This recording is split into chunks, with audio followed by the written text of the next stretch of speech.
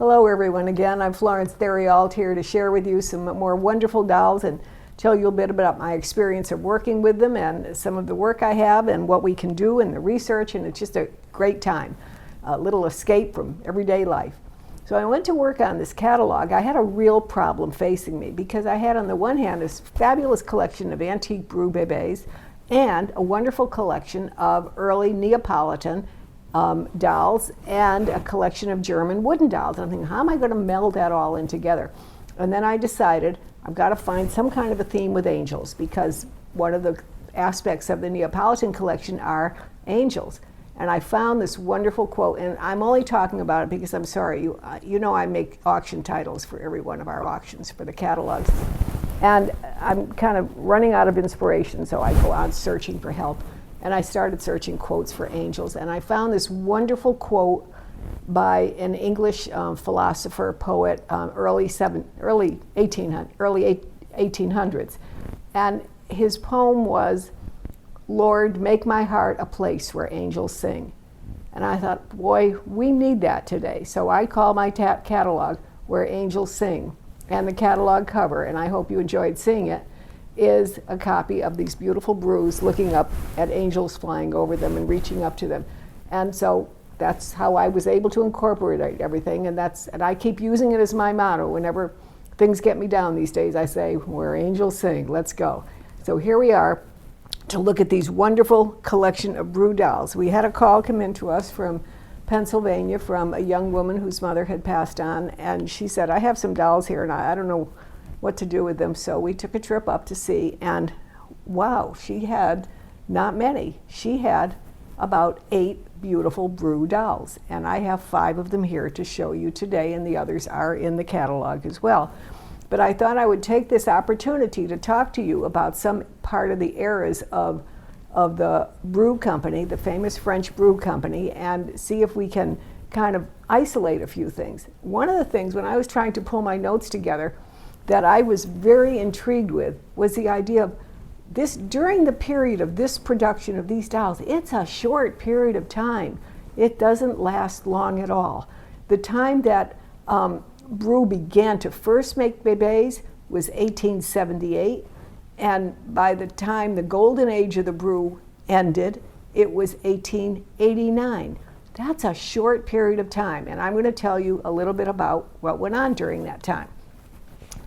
The company had begun back in 1867 by Leon Casimir Brou. He came from a family of drapers or cloth makers or costume makers, and he started making what we all know, the very beautiful, beautiful poupées that he made, the French fashion ladies. And he was very popular, was very prosperous in that, and it went along, and his company was doing very well. And then came this changing evolution in times. And this is what happens to every company, whether it's a doll company, a furniture company, a tech manufacturer. Times change, new things can come in. Can you go with it? Do you want to go with it? Or do you kind of filter away? Well, he didn't really go with it too much. In 1878, at the exposition, he showed still his poupées. And meanwhile, what was going on? We had Jumeau, we had Steiner, we had Schmidt, and they were showing bébés, child doll, the new child doll. And he didn't. So I think he realized, okay, I've got to do something here or get off the boat. So the next year, he introduced his first kid-bodied bébé. Now, what I want to tell you about these, and I've talked about this in other of these talks that I've done, is we always look at the face. They're so beautiful, and that's what we look at. But to these manufacturers, these doll makers, it was all about the body, and that's what they cared about. So what did he do when Leon Casimir Brou introduced his first bébé? He did not introduce a face. Yes, he did, but it was a face. And in fact, over the next 10 years, it's the same face. It just keeps evolving with a few changes, but not a new model. What he cared about, because what he registered, in English words, what he patented was the body. And I brought one here today. this is not a body from any of these dolls. This is another body I had here, and I thought I would show it to you. And this was really important, this body. And I want to tell you why. Because he wrote about it in his patent to great extent. And I'm sorry to put my head down and read to you from something, but I'm going to tell you in his patent, and you're seeing a copy of the patent right now. We're showing it to you, so you'll understand what it is. Through research and patient study, I'm quoting from his patent now, I have succeeded in making my kid baby lighter than the existing one, so that was an important one to factor to him, and with the smallest possible numbers of parts. And then he goes on to elaborate that. He said, by this I mean that the number of cutout pieces designed to be brought together to form the body of my baby is fewer, and consequently, labor is economized. Please pay attention to that phrase. And the result that I could offer my baby at a price suited to every budget. Who would think of that as about a brew? But he was really aiming for that. And then part of this becomes very funny. He said, I have also succeeded in cutting out the kid pieces intended for the body in such a way that the resulting shapes are rounded and come closer to reality. And that's true. It was a chubby little child. Ordinary dolls represent the adult female body in miniature with a height determined by this formula, 7 times the height of the head for the poupées. My baby is 5 heads high and represents more faithfully the body of a small child. He does go on to brag about how he makes them so the doll can stand by itself on his feet, which a little experience in handling or collecting brews will tell you, don't do it if you want to save your doll. So he kind of exaggerated that.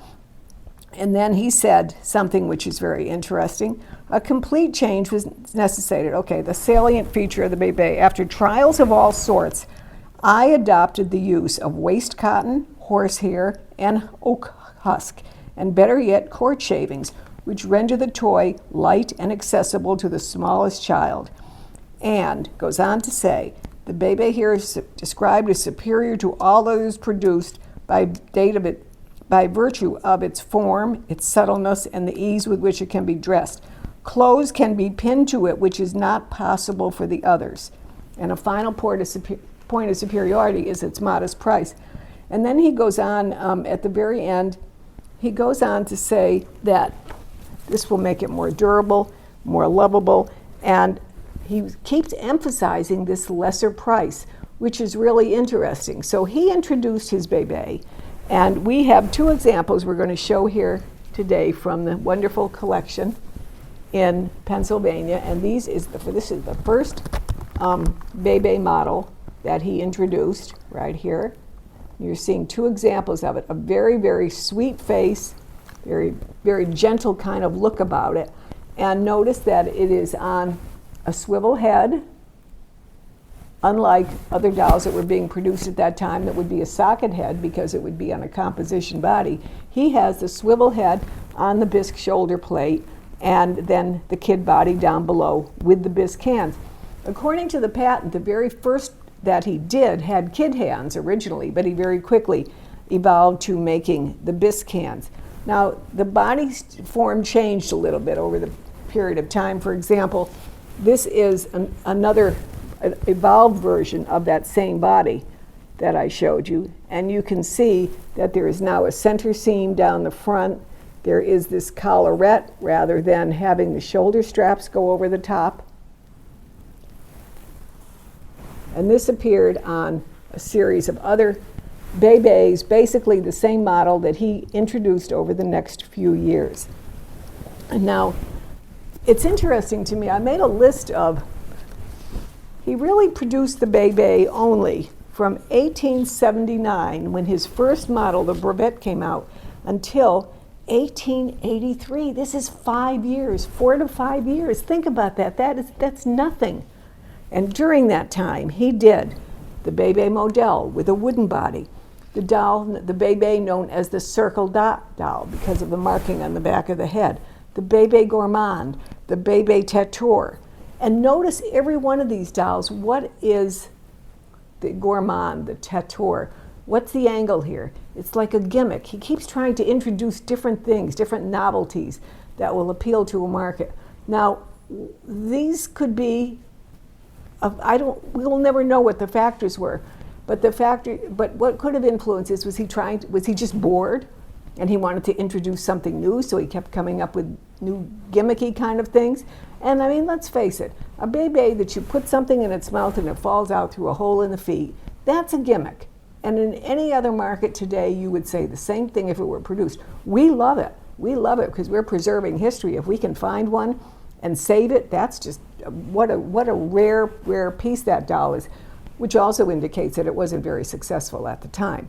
But at any rate, so for 4 to 5 years, Leon Casimir Brew entered this Bebe market. He aimed to make his dolls cheaper, and he aimed to find gimmicks. He was trying to compete with a couple other fellows who really had the handle on the market, which were Gemot and Steiner. So he couldn't really seem to find his niche. So, he got bored or whatever. He decided to sell the company.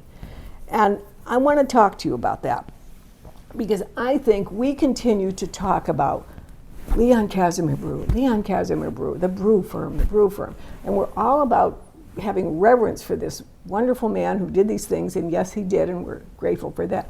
But the man who did the real beautiful dolls, the dolls that we worship, the ones that we call the brew, the it brew, the one that everyone wants, was Henry Chevreau. And Henry Chevreau took over the Brew firm. He bought the firm from Brew in 1883. He was born in 1841 in Paris, and he had come from a family that had a business of selling parlor games and things. So he was kind of in the merchandise, retail, and making trade already.